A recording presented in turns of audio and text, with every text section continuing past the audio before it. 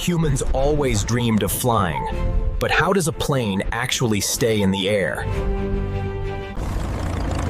It all started with the Wright brothers in 1903, who unlocked the secret of lift.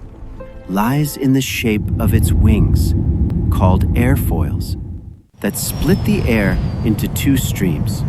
Air moves faster over the curved top, creating low pressure, and slower under the wing, creating high pressure. This difference in pressure generates lift, the upward force that keeps planes flying. But lift alone isn't enough. Planes also need thrust to move forward, produced by their powerful engines. As the engines push the plane forward, it overcomes drag, the force that resists its motion. Lift overcomes the plane's weight, allowing it to rise into the sky.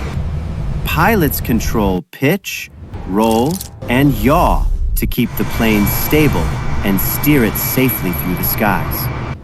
Pitch moves the nose up or down, controlled by elevators on the tail.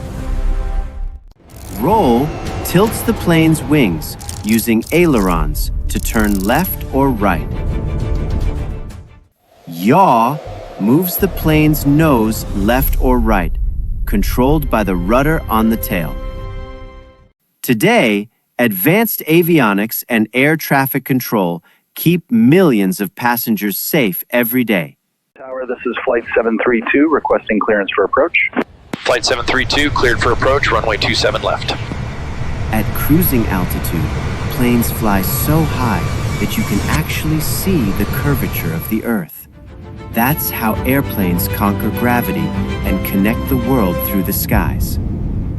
Want to explore more secrets of science and aviation? Subscribe now and join our journey through the skies.